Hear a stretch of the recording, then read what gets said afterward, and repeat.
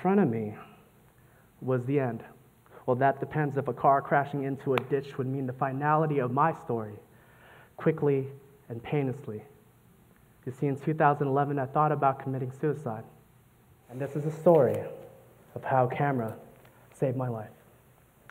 5 years prior, in 2006, I was booked to assist a world-renowned videographer by the name of Joel Silendong. The wedding was in California, and I must tell you one thing. I was fearful and uncomfortable. Why? Because I never held a professional camera, let alone film a video. But even at my young age of 19 at the time, I still valued helping someone over my own insecurities. So I said yeah. So he flies from Philippines to California. The wedding was the following day. I must say that the night before, that he does prepare me for what's in store. He hands me the camera, shows me the basics. You know how to turn it on, how to frame the bride and groom. But it's not how to use a camera or the physical camera itself that saved me, but rather the mentality of a videographer. You see, the following day, we go to the wedding with my hands sweating and my mind racing.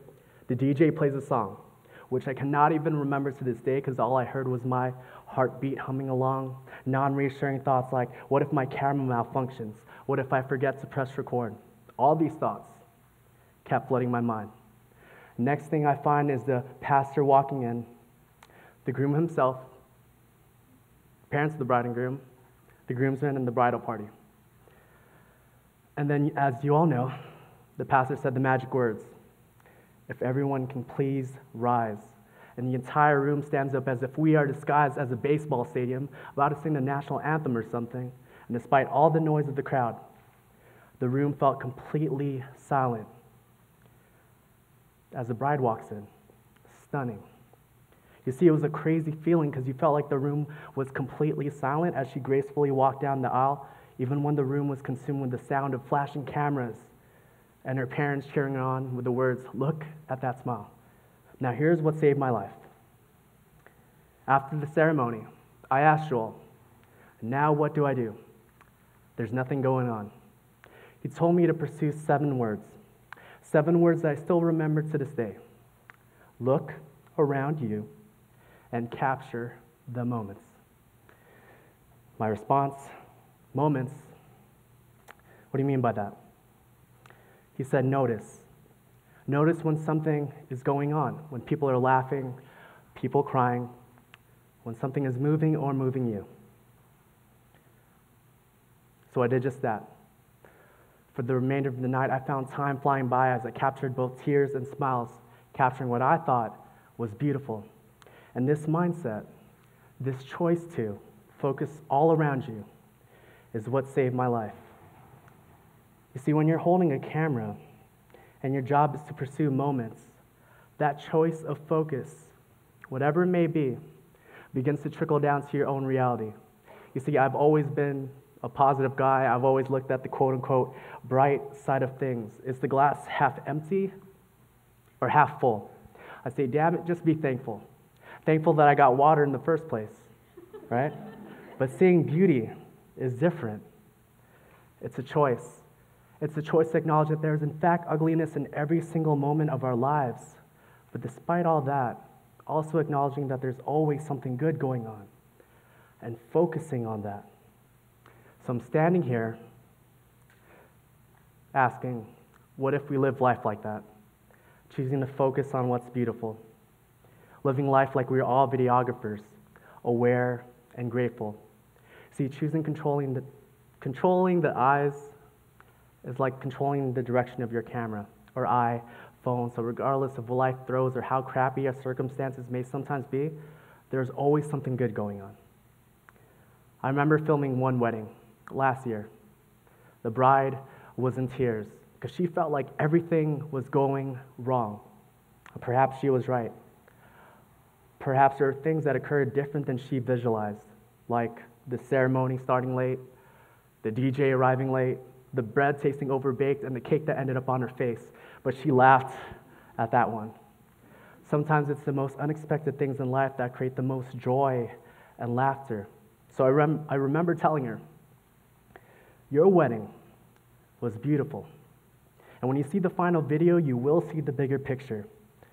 that there are so many great moments going on. Her response, "Thank you so much.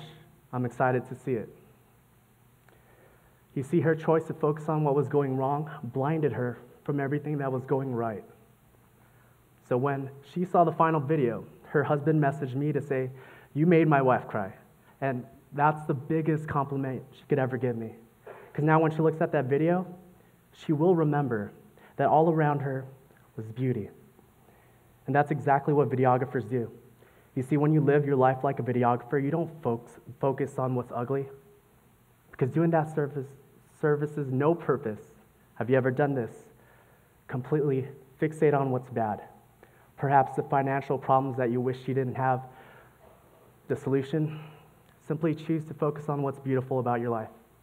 Maybe you have a loving family and or a loving wife. Just remember that your life is only as beautiful as your focus is. How about obsessing over what's wrong with your career? Obsessed to the point that now you fear you have no true friends anymore. The solution? Simply choose to focus on what's beautiful about your life. Maybe your career isn't exactly where you want it to be, but you're so blessed with a community of supportive colleagues who believe in you. Just remember that your life is only as beautiful as your focus is. So I'm not going to stand here, though, and claim that I have all figured out, because I don't. If you ask me, have I always chosen to focus on the beauty around me?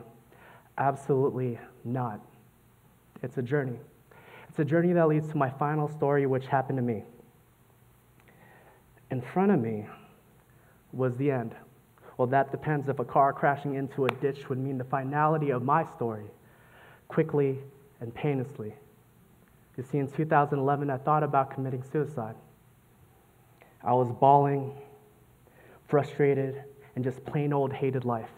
I placed my foot on the brake and felt my right hand shake as the cold metal numbed it. And as I began pressing on the gas pedal, a thought, a voice, an idea pressed as well, expressing, "What are you doing?" And those words were enough for me to slow down my breathing and ask the second question: what do I do now?